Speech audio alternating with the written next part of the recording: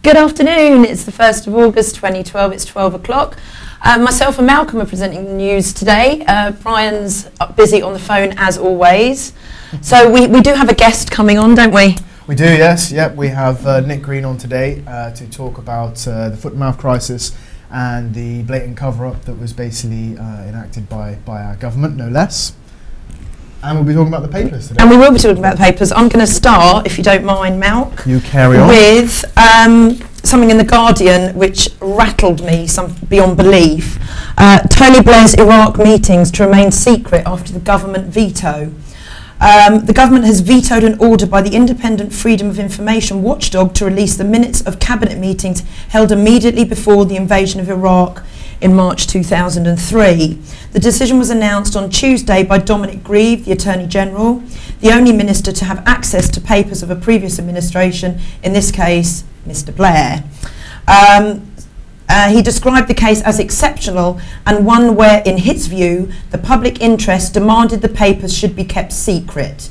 He says he took into account serious potential prejudice to the maintenance of effective cabinet government. So they're not going to release the documents to prove that the war was illegal, that there were no weapons of mass destruction. So again, Mr. Blair is looking after Mr. Blair, which is disgraceful. Sure. I think it's just another classic example of the public interest isn't really interesting for the public. It's a case of look the other way and don't worry about what we're doing. We don't. We'll just carry on. Yeah. It kind of actually ties in. If I could just jump quickly, actually, now I think about it, it ties in very, very interestingly with an article I saw today in the Independent, and the title is "Civil Servants at Risk in Radical Shake-Up." And what the article is talking about is basically the government is thinking about adopting a new style of politics, whereby, similar to the American kind of methodology of doing things, every time a new party is elected into power, the civil servants will be pushed out, and it will be up to that party to then bring in the civil servants that they can trust to keep their mouth shut, I'm sure, which ties in with what the article you're talking about with Tony Blair. Yeah, exactly. Also, one other thing, homelessness in Britain is up by 25%. In recent 3 years, a new research shows the number of homeless families and individuals in England has surged by a quarter in the recent 3 years, a new research warns. According to the data expert SS Centif, the number of people classed as homeless and in need of emergency accommodation was over 50,000 in 2011 to 2012, showing an increase of 25% when compared to 40,000 in 2009-2010. So billions being spent on the corporate games, and we have families totally homeless. Yeah, nice to see our government's care, really. Do you know what I mean? It's shocking. Yeah, I mean, again, it ties in with another similar article in the Independent today about consumers have left to spend, which we already know. Yeah. Although this article seems to imagine that the average household has £273 a week spare money to spend. Right. Don't quite see where they're getting those figures from, but nonetheless, as you've said, we can find £9.5 billion for the games. Is there anything else that you've... No, those are the main things. And we went over the Olympics yesterday. There's more coming out that, again, as seats aren't being sold, the businesses are losing money all around London when it was supposed to bring money into the country, and small businesses are really, really suffering at the moment. So it's the only people it's benefiting is the types of Coca-Cola, just the big corporations, again, who don't pay their taxes anyway. For sure. So what about you? What you got? There's not really a great deal that I'd say, other than, I suppose, Barclays has been raided in another rates probe, this time with Euribor, which is basically the same as a LIBOR scam, but it's in Europe. So they're kind of taking a double hit there. And the Deutsche Bank has basically reported 63% loss in profits. So maybe that's a little kind of... Maybe they need another bailout. Maybe they need another bailout, yeah. So I can't hear Nick. Okay, unfortunately, but so it's over to you. Okay then. Well, basically, the foot and mouth scandal rocked the country in 2001. It was a intricate web of deceit and lies, as described by our guest, in which saw 12 million animals slaughtered, and it cost the country billions of pounds. If I could, before I bring our guests in, I just want to read an extract from Nick Green's presentation, which he gave at the Cumbria inquiry, and it reads as follows. The failure of Her Majesty's government to conduct an independent and proper national public inquiry is, in my opinion, outrageous, given that in excess of 11 million animals, just under 5 million in Cumbria, have been killed, and indeed the vast majority were healthy. Many businesses were wrecked, both in tourism and agriculture, people's lives destroyed, and rural communities torn apart by an unscientific bullying policy. The loss of hundreds of years of breeding, some of the finest stock resources in the world, resulted in, without doubt, the worst tragedy to visit Cumbria this century. And without further ado, I bring in our guest, Nick Green. Hello, Nick. Good morning, Malcolm. Morning, Louise.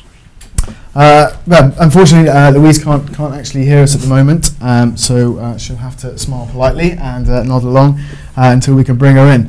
Nick, do you think you could give a very short, brief background of your history, just to let the listeners and the viewers get a feel of who you are and where you've come from? Yes, absolutely. I'm an ex-serviceman. I served 26 years. I was happy to do so at the time. I left the armed forces in 1999. I was a warrant officer when I left. And at the time of the foot and mouth fiasco, I was living in the Eden Valley, which is in the northeast of Cumbria, just on the edges of the English Lake District. And you're a photographer now, is that correct? I am, yes. I'm a professional photographer these days. Part of my income, anyway. Right. Which led you to have quite an intricate sort of part within the kind of foot and mouth debacle. Is that correct? Well, it did, but it really started, you see, Malcolm, because I'd served so long in the armed forces. I was happy to, by the way. I still am happy to have done so. But I was kind of going along with the general premise that I lived in a democracy, that the British government effectively was there to help us, look after us, and that they would generally be honest, upstanding people. And of course, then we were subjected to the bullying, intimidation, and brutal reality of Foot and Mouth 2001 that occurred all around our house. And it was this period that I became very confused. Suddenly, I thought, we would look at that these people were supposed to be on our side, when in actual fact, as Brian Gareth said on many occasions, these people are attacking us from the inside. And I didn't realise that at the time. And over the period of 2 years, I suddenly woke up, if you like, and realised that actually these people are our enemies. Sure. I mean, it would appear that there is certainly. I mean, we're talking about something that happened, almost just over 10 years ago. But in reality, I mean, really, what we're talking about is what is happening today, which is the attack on the food industry and most notably the farming industry. Would you feel that that's correct? Well, I think it is. I think quite clearly we're seeing the structured dismantling of our agricultural industry. Yeah. It's been going on many years. I mean, in the 1960s, we had one of the most productive agricultural systems in the world. We had some of the most efficient grass farmers in the world, along with New Zealand. We had, in terms of animal welfare, we were very high. We were very good at that. And then since the 60s, we've seen this gradual demise, and I believe, and indeed this is provable, Dr. Richard North has written a wonderful book on this called The Death of British Agriculture, which I recommend anybody interested in the subject would read.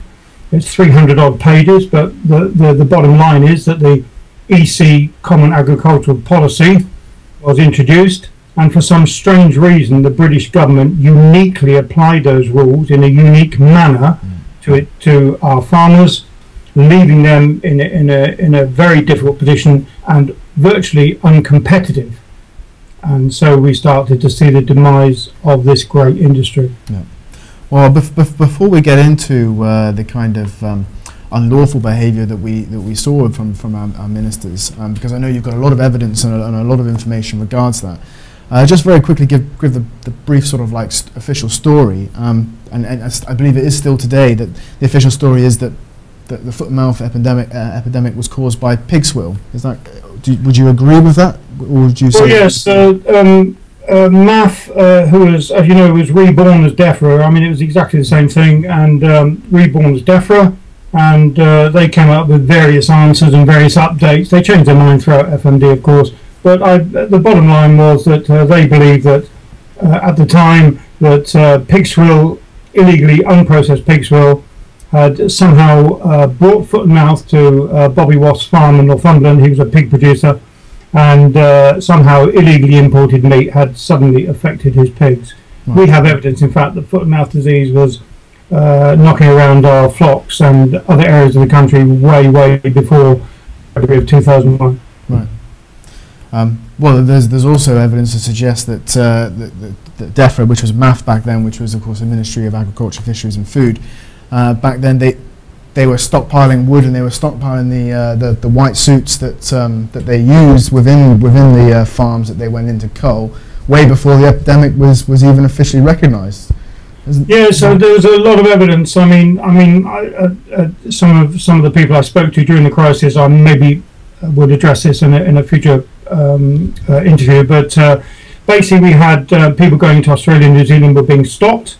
They're being stopped because they were within the agricultural industry, and they're being stopped because Australia and New Zealand did not want them to be bringing FMD into the country, which is interesting because FMD at that point allegedly hadn't been introduced into the UK. So that was one of the first things we saw. We know that DEFRA were going around asking the wood yards, did they have enough wood for pyres? That was interesting. I spoke to one wood yard, and they hadn't been asked that question since 1967, and suddenly here out of the blue in 2000 they were being asked about their wood supplies. We also know that one of the companies, a very large company, was given a massive order by MAF in December 2000, and this was for certain bits of equipment, plastic jugs, suits, that sort of thing. They were given a huge contract at the end of 2000. So there's evidence there. And we also spoke to a printer from Ireland who we know was given the job of printing FMD no entry signs. He was given this contract towards the back end of 2000. There's lots and lots of other evidence as well, but that's broadly a few of the things that occurred. Right. And of course, there are a great many farmers that were massively affected by this, and probably still to this day are still affected greatly, if not from post-traumatic distress, then certainly financially.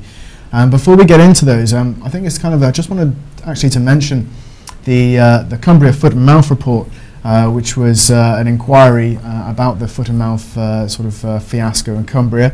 Because I just wanted some of the viewers and the listeners to hear some of the statistics that basically came out of this inquiry. Of the 3,000 premises culled in Cumbria, slaughtered on suspicion of dangerous contacts, only one premise that was tested produced a positive result. And and this goes on. Of those slaughtered on suspicion, which was 41 farms, no positive results. Of dangerous contacts, 1,911 farms affected, only one positive result. Of those 680 farms which were contiguous, which basically means they were in contact, 0 results.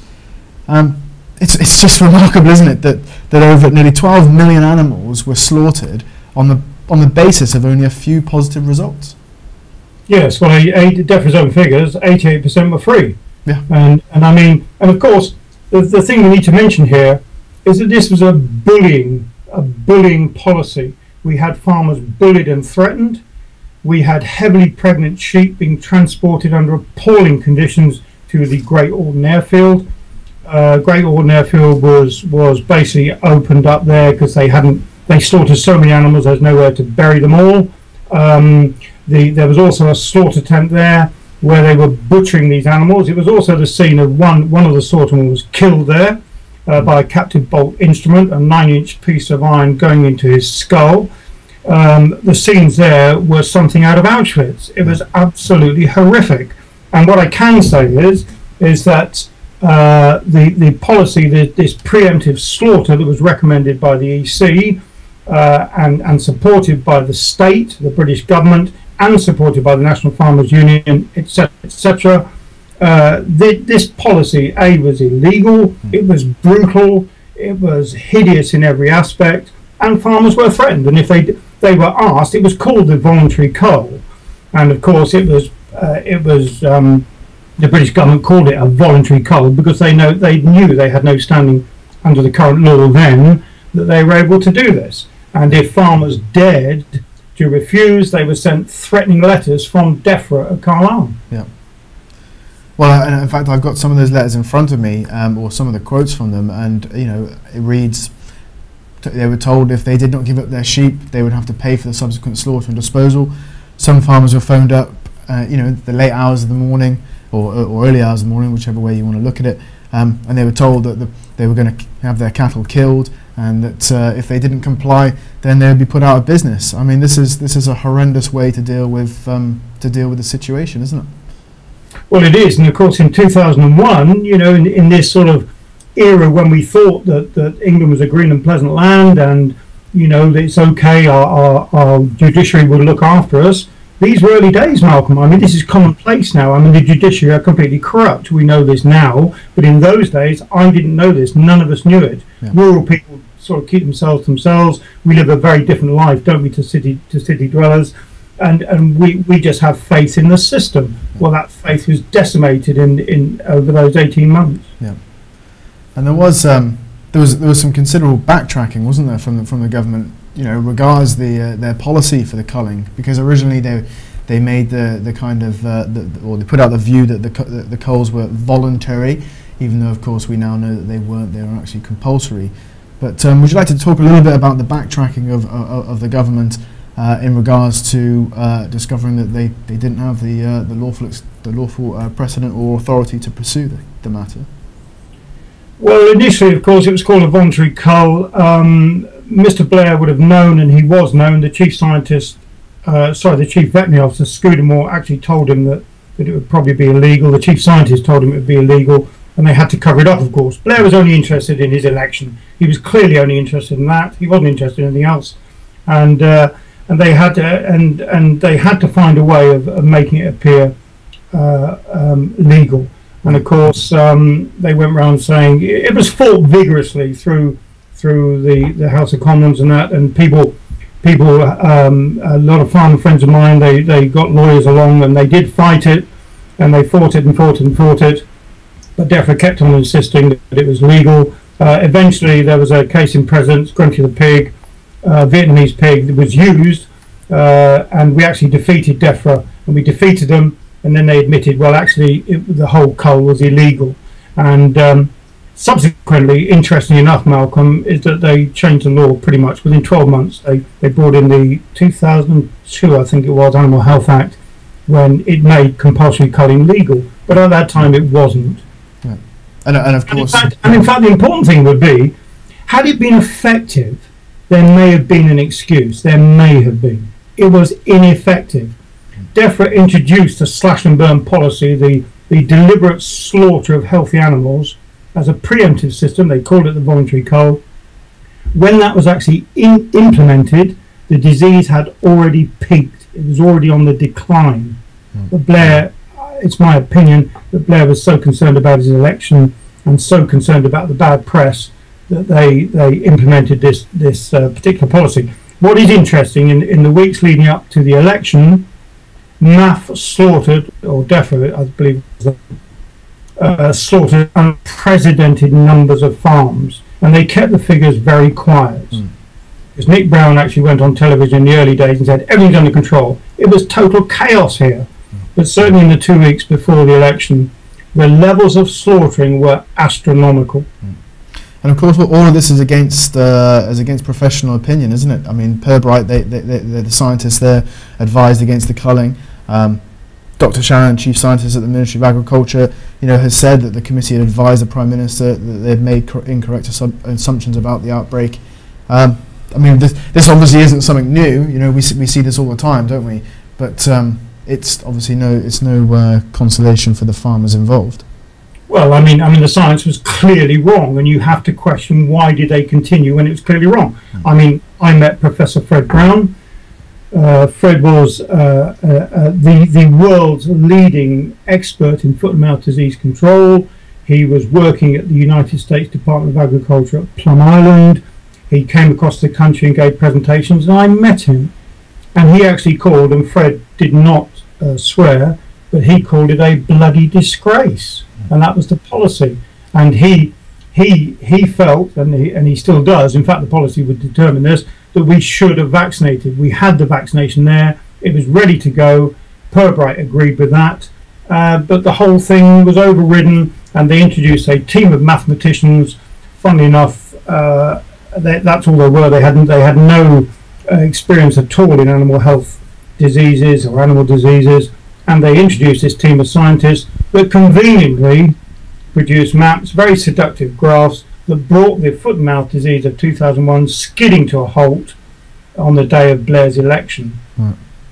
How interesting was that? How interesting. And of course it was nonsense, because once the election had gone, there was another secondary brutal assault on the killing fields of Cumbria, and some of the things that we saw here were just intolerable.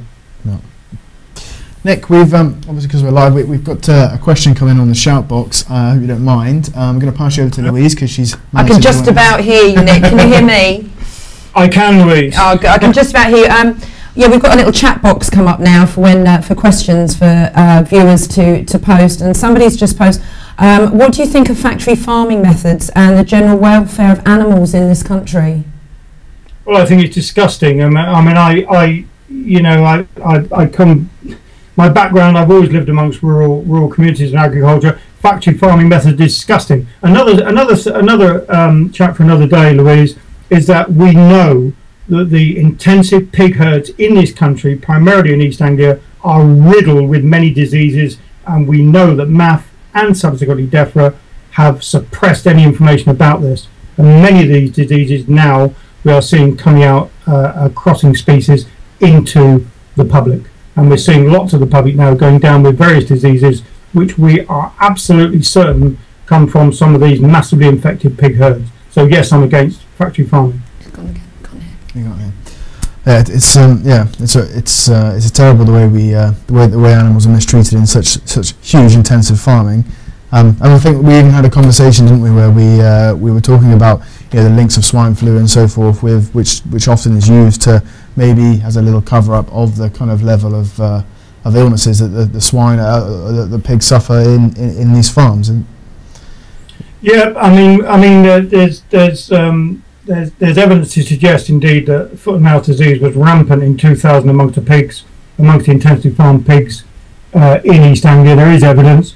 We don't have a certain bit of evidence that we believe that foot and mouth disease actually arrived on the shores of the UK. I mean, we're an island. How does it get here? It doesn't fly across the water.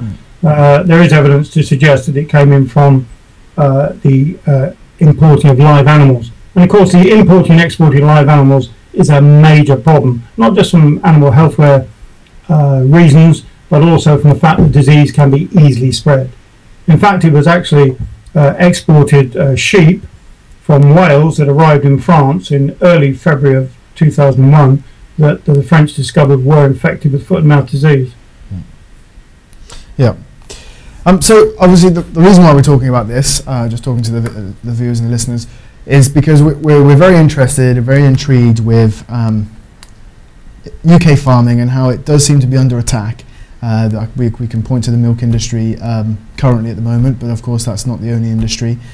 So what we wanted to do is we really wanted to highlight the problem that our farmers are facing, and we're really hoping that people would get in touch with us, their own experiences and their experiences of, especially farmers, on the way they've been treated and the way that they feel they're being squeezed out of the market. Nick, is there anything that you would suggest that people could do in order to help support farmers or to get involved in? Because really what we're talking about is the food chain. If our food chain is attacked, or if a farmer is attacked, our food chain has been attacked, and that really should affect and interest all of us. So Nick, how would you, what would you suggest that people get to get involved with this? Well, I think it's very important. I mean, the first thing is that we have to support our agricultural industry, which is a fine industry.